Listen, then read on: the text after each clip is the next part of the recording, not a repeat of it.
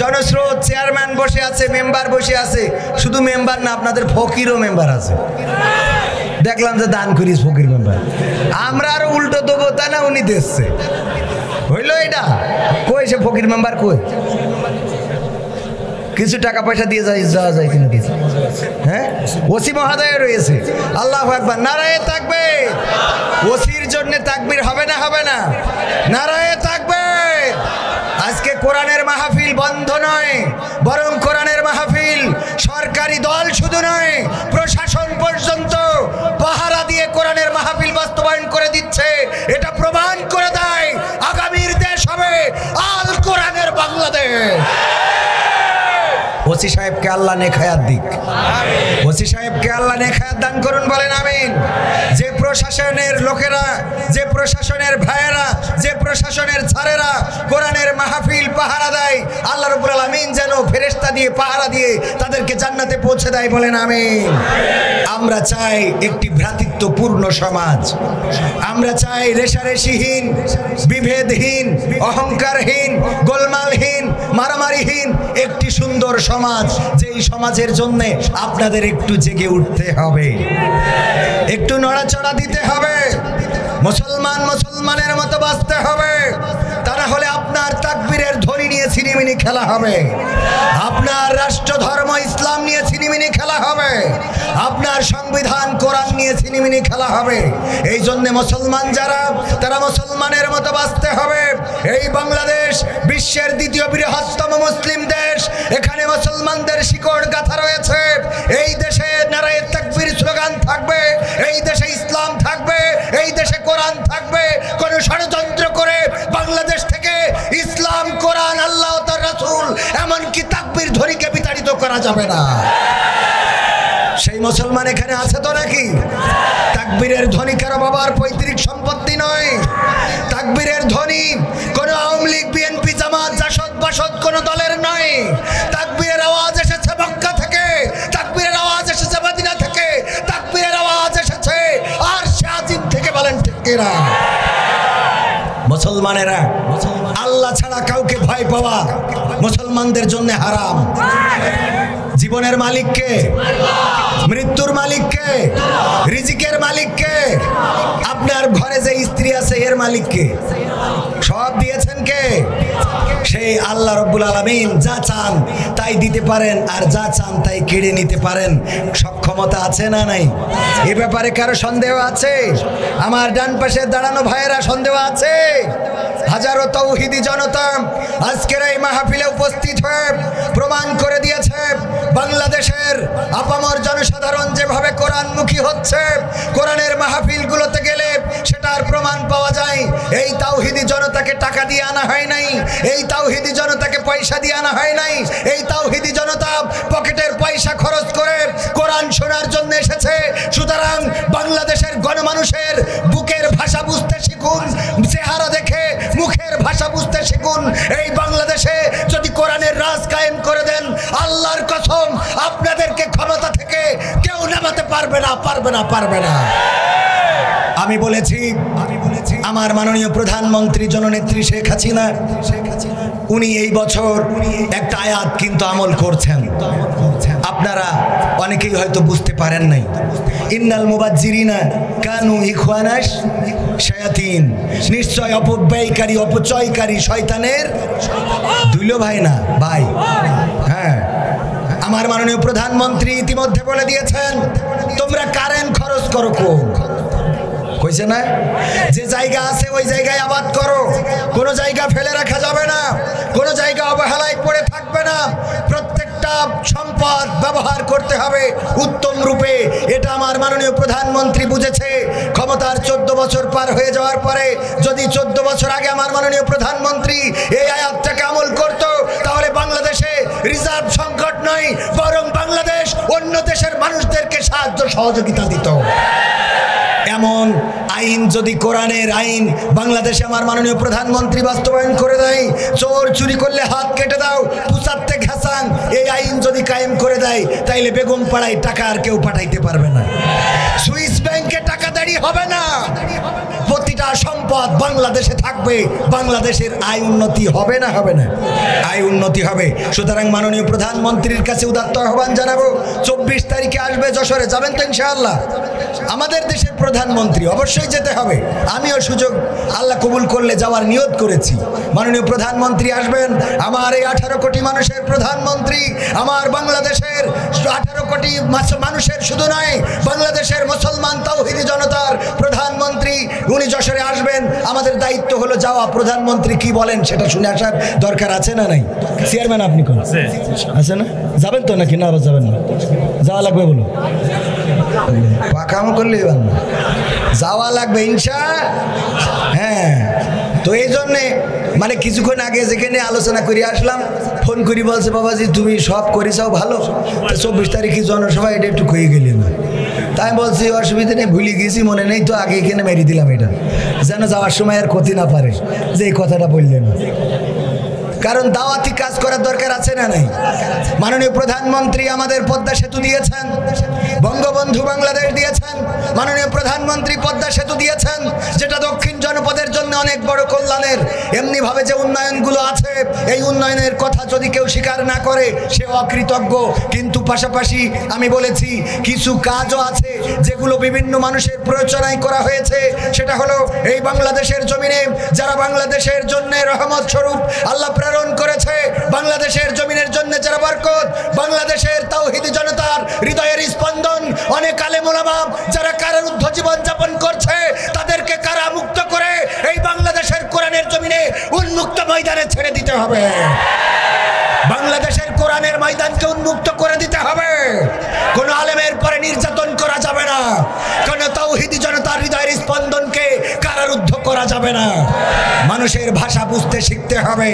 বাংলাদেশের তাওহীদি জনতা যা চায় সেটা যদি করে দিতে পারে, সেটা মেম্বার হোক, চেয়ারম্যান হোক, এমপি হোক, মন্ত্রী হোক, প্রধানমন্ত্রী হোক, প্রেসিডেন্ট হোক, যদি বাংলাদেশের মানুষের দাবি পূরণ করে দেয়, তাহলে ভোট রাতের অন্ধকার না, দিনের আলোতে প্রয়োজন একদিন আগে ভোট দিয়ে দেবে। দেবে না? দেবে না? ভোটের আগের দিন দেবে ইনশাআল্লাহ। ভোট নিয়ে আমাদের, ওগুলো নিয়েও আমাদের কোনো মাথা ব্যথা নেই। আমাদের মাথা ব্যথা হলো আমরা একটু কুরআন হাদিসের কথা বলে যাই পারলি ভালো। কুরআন হাদিসের পক্ষে কথা বলে যাওয়া এটা সবার দায়িত্ব, মুসলমান যে তার দায়িত্ব। এটা ঠিক না বেঠিক? ঠিক না বেঠিক? ওয়ামান আহসানু ক্বাওলাম মিম্মান দাআ ইলাল্লাহ ওয়া আমিলা সালিহান ওয়া ক্বালা ইন্নানি মিনাল মুসলিমিন। তার কথার চেয়ে আর কার কথা উত্তম হতে পারে যে নিজে ভালো কাজ করে, অপরকে ভালো কাজের জন্য আহ্বান করে, আর মুখে ঘোষণা করে আমি একজন মুসলমান। সুতরাং দিনের কথা বলার জন্য, কোরআনের কথা বলার জন্য, ইসলামের কথা বলার জন্য, ভালোর কথা বলার জন্য, আলোর পথে চলার আহ্বানের জন্য আর কোনো সার্টিফিকেটের দরকার নাই। একটাই সার্টিফিকেট, সেটা হলো এই জমিনের উপরে আসমানের নিচে আপনি একজন মুসলমান। এই জন্য ভালো কথা বলতে হবে, খারাপ কাজে বাধা দিতে হবে। এই কাজগুলো সবচেয়ে বেশি করে আমাদের প্রশাসনের ভাইয়েরা। ভালো কাজ করতে উদ্বুদ্ধ করে, আজ যে যা মাল খায়, ডাইল খায়, সব ধরে। ধরে না? ধরে না? অনেকেই আবার অন্য কিছু করবেন, ও সব দরকার নেই। ভালো কাজ যেগুলো করে সেগুলোর প্রশংসা করবেন না? করবেন না? এখন বিষয় হলো চেয়ারম্যান সাহেব আছেন, আপনারাও আছেন, আপনাদের প্রতিষ্ঠান, এখানে অনেকেই দান করেছে। গত বছর আমার কাছে কোরআন দান করেছিলেন এমন অনেক মানুষ আছেন, কিন্তু কোরআনের টাকা দেননি এমন আল্লাহর ওলি আছেন। কে 300 টাকা এটা দিতে পারেন না? এখন এরম 300 টাকা নেই কয়জনের হাত উঁচু করেন দিন যে জীবনে 300 টাকা চোখই দেখেননি। মোবাইলে এমবি ভরে দেয় মেয়ে মানুষের ফোনে 500 টাকা। হ্যাঁ, পাকা মনে। আজকালকের ছেলেরা বই নিয়ে আর বসে না, গুগলে সার্চ করিয়া পড়ে। একালের মেয়েরা কোরআন হাদিস ধরে না, একালের মেয়েরা কোরআন হাদিস ধরে না, টিকটকে ভিডিও তারা করে। আজকালকের ছেলেরা বই নিয়ে আর বসে না, গুগলে সার্চ করিয়া পড়ে। আগের সময় প্রেম করিলে বলতো লোকে পাইছো কি, এখন বলে সব করিয়া বাবু তুমি খাইছো কি। এই যুবকেরা কথা কয় না। আগের সময় প্রেম করিলে বলতো লোকে পাইছো কি, এখন বলে সব করিয়া বাবু তুমি খাইছো কি। লজ্জা শরম নাই আইলাম কোন জামানাই, লজ্জা শরম নাই আইলাম কোন জামানাই, ভবিষ্যৎ দেখি অন্ধকারে। আজকালকের ছেলেরা বই নিয়ে আর বসে না, গুগলে সার্চ করিয়া পড়ে।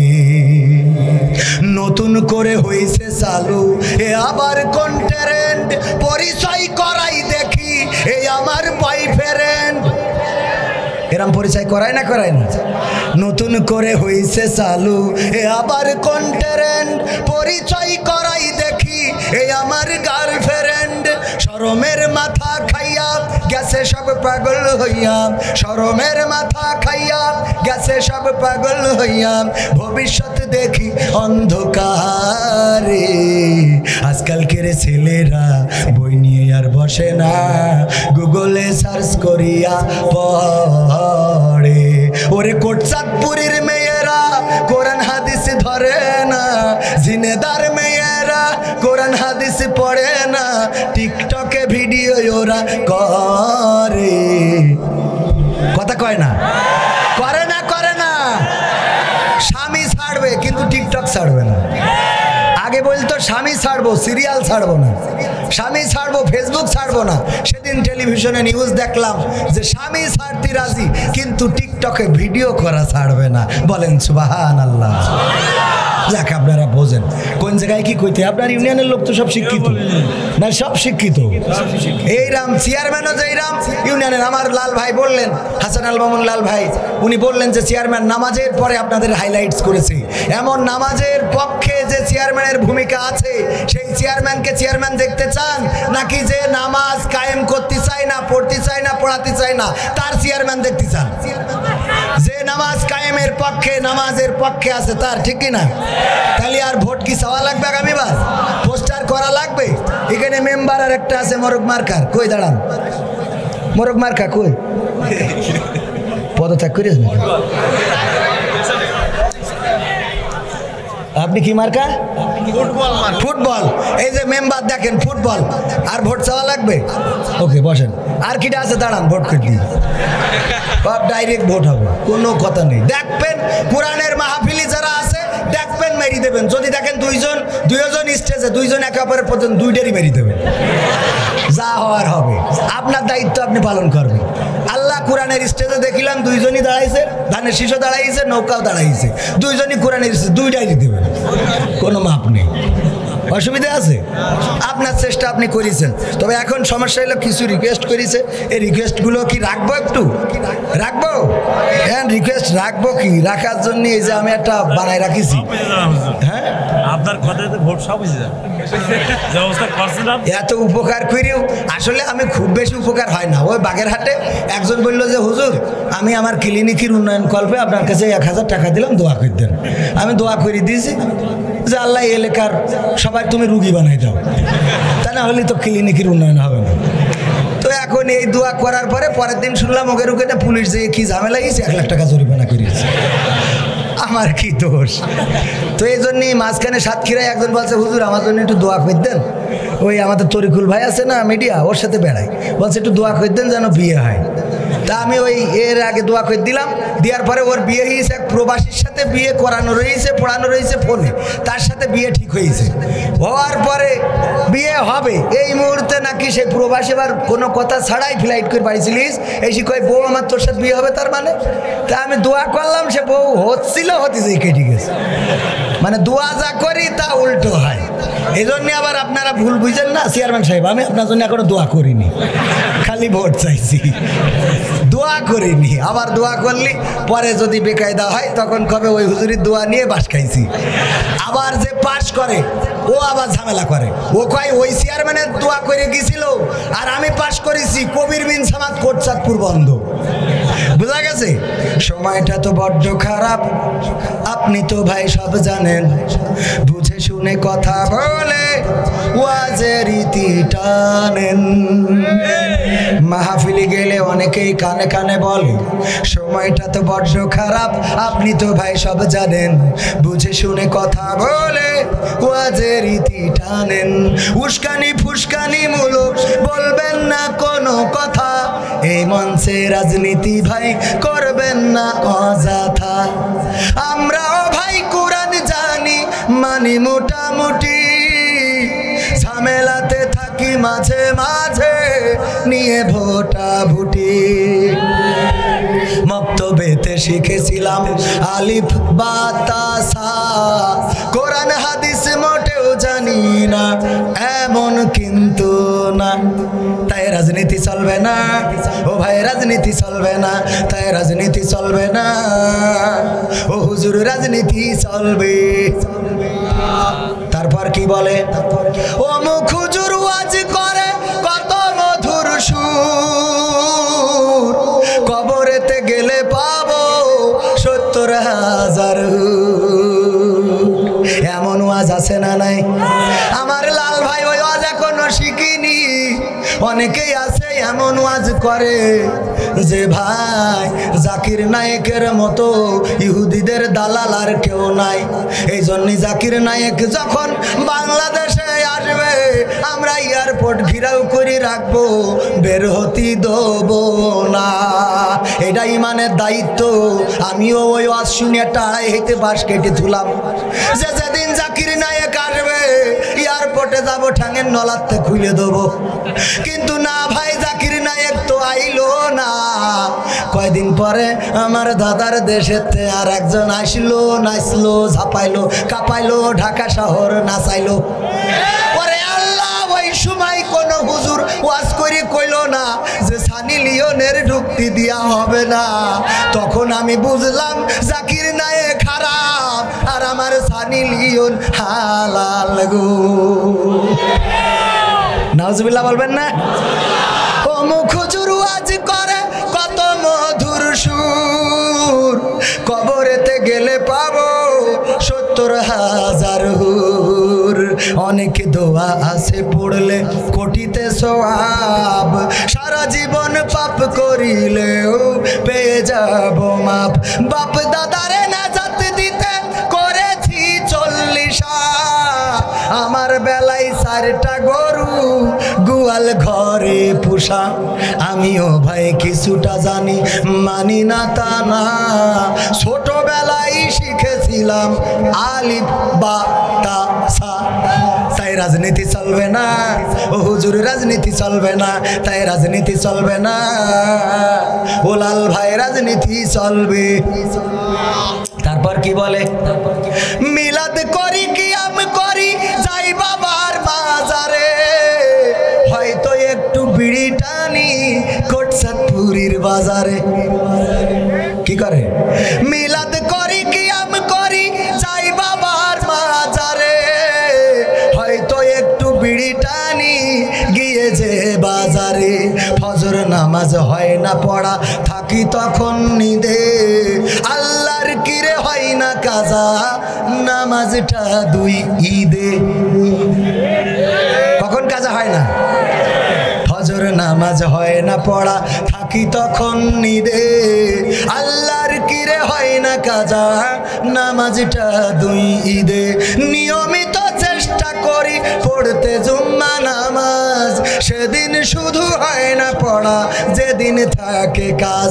3টা জুম্মা করলে কাজা মুসলিম থাকে না, এই কথাটা ভালো করে আমার আছে জানা। তাই রাজনীতি চলবে না ও হুজুর, রাজনীতি চলবে না, তাই রাজনীতি চলবে না, হে তাই রাজনীতি চলবে।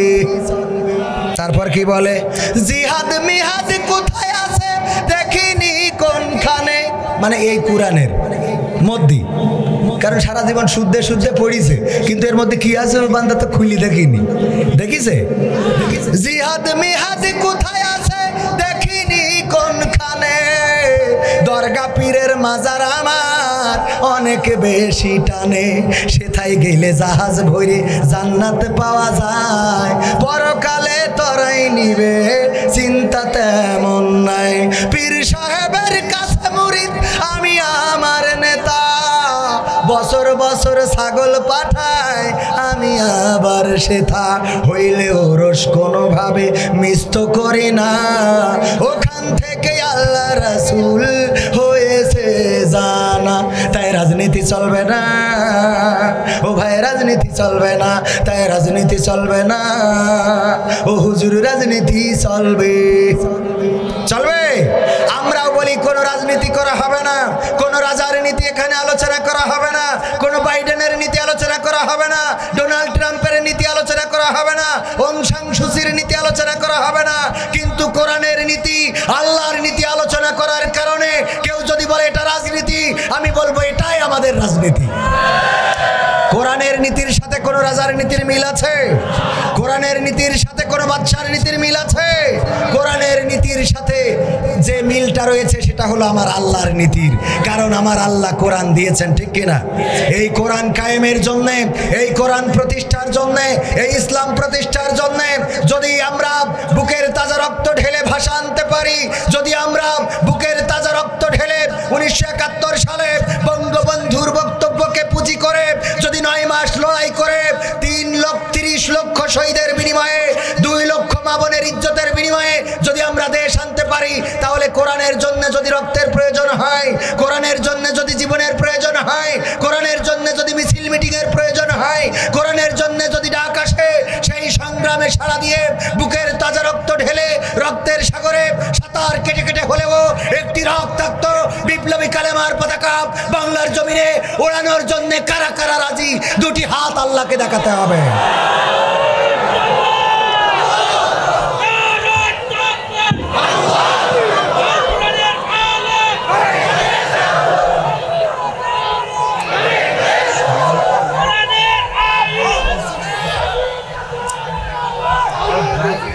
সম্মানিত ভাইয়েরা, সম্মানিত ভাইয়েরা, আজকের এই তাওহীদি জনতার জনস্রোত এটা আমাদের যে সংকেত দেয় সেটা হলো এরকম।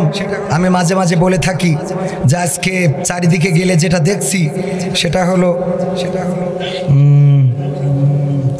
আমাদের মন বলে সেই দিন বেশি দূরে নয়, যেই দিন আজহারি আবার আসবে ফিরে কোরআনের ময়দানে, আমির হামজা সুর ছড়াবে ওয়াজে আর গানে।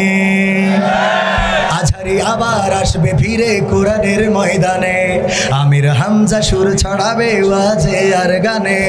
গোটা দেশ জুড়ে বলবে কথা কোরআন হাদিস থেকে, কোরআনের পাখি চেনা জানা সুরে আবার যাবে ডেকে। গোটা দেশ জুড়ে বলবে কথা কোরআন হাদিস থেকে, কোরআনের পাখি চেনা জানা সুরে আবার যাবে ডেকে। আসবে রে সেই দিন, আবার আসবে রে সেই দিন, আসবে রে সেই দিন, আবার আসবে রে সেই দিন। সবাই আসবে রে সেই দিন, আবার আসবে রে সেই দিন, আসবে রে সেই দিন, আবার আসবে রে সেই দিন। কতদিন হলো, কত মাস গেল, যাবে কতটা বছর, স্বপ্ন দেখি রাত্রি কেটে আসবে শুভ্র ফজর। কতদিন হলো, কত মাস গেল, যাবে কতটা বছর, স্বপ্ন দেখি রাত্রি কেটে আসবে শুভ্র ফজর। নতুন করে হবে রে আজান মিনারে সুরে সুরে, সেই দিন জানি খুব কাছে আছে আর নেই বেশি দূরে। কতদিন হলো, কত মাস গেল, যাবে কতটা বছর, স্বপ্ন দেখি রাত্রি কেটে আসবে শুভ্র ফজর। নতুন করে হবে রে আজান মিনারে সুরে সুরে, সেই দিন জানি খুব কাছে আছে আর নেই বেশি দূরে। আসবে রে সেই দিন, আবার আসবে রে সেই দিন, আসবে রে সেই দিন, আবার আসবে রে সেই দিন, আসবে রে সেই দিন, আবার আসবে রে সেই দিন, আসবে রে সেই দিন, আবার আসবে রে সেই দিন। কত শতজন পথ চেয়ে রই, আবার দেখা হবে নুরানি রূপে মিষ্টি মুখে কোরআনের কথা কবে।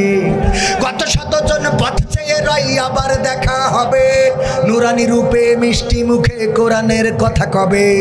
ওদের দিয়েই আলোকিত হবে সোনার বাংলাদেশ, দুঃখ ভুলে গিয়ে সুখ খুঁজে পেয়ে বলবে বাহ তো বেশ, ওদের দিয়েই আলোকিত হবে সোনার বাংলাদেশ। দুঃখ ভুলে গিয়ে সুখ খুঁজে পেয়ে বলবে বাহ তো বেশ। আসবে রে সেই দিন, আবার আসবে রে সেই দিন, আসবে রে সেই দিন, আবার আসবে রে সেই দিন, আসবে রে সেই দিন, আবার আসবে রে সেই দিন, আসবে রে সেই দিন, আবার আসবে রে সেই দিন। ওদের মূল্য বোঝো না যারা, বলছি তারা শোনো, এপারেই তো সব শেষ নয়, ওপারের দিন গোনো। ওদের মূল্য বোঝো না যারা, বলছি তারা শোনো, এপারেই তো সব শেষ নয়, ওপারের দিন গোনো। সবাই যেদিন হবে আসামি, বিচারক শুধু রব, সেই দিন কি হতে পারে তা করো কি অনুভব। সবাই যেদিন হবে আসামি, বিচারক শুধু রব, সেই দিন কি হতে পারে তা করো কি অনুভব। আসবে রে সেই দিন ও ভাই, আসবে রে সেই দিন, আসবে রে সেই দিন ও ভাই, আসবে রে সেই দিন, আসবে রে সেই দিন ও ভাই, আসবে রে সেই দিন, আসবে রে সেই দিন ও ভাই, আসবে রে সেই দিন। আজহারি আবার আসবে ফিরে কোরআনের ময়দানে, আমির হামজা সুর ছড়াবে ওয়াজে আর গানে। আজহারি আবার আসবে ফিরে কোরআনের ময়দানে, আমির হামজা সুর ছড়াবে ওয়াজে আর গানে। গোটা দেশ জুড়ে বলবে কথা কোরআন হাদিস থেকে, কোরআনের পাখি চেনা জানা সুরে আবার যাবে ডেকে। রে সেই দিন, আবার আসবে রে সেই দিন, আসবে রে সেই দিন, আবার আসবে রে সেই দিন, আসবে রে সেই দিন, আবার আসবে রে সেই দিন, আসবে রে সেই দিন, আবার আসবে রে সেই। বিশ্বাস হয়? বিশ্বাস হয়? আবার সুদিন আসবে, শুধু বাংলাদেশ নয়, গোটা বিশ্বে মুসলমানদের সুদিন আসবে।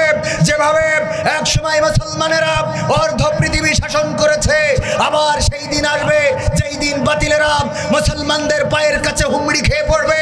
গোটা বাংলাদেশ শুধু নয়, গোটা বিশ্ব অর্ধ পৃথিবী মুসলমান আবারও নিজেদের কবজায় নিয়ে শাসন করবে ইনশাআল্লাহ।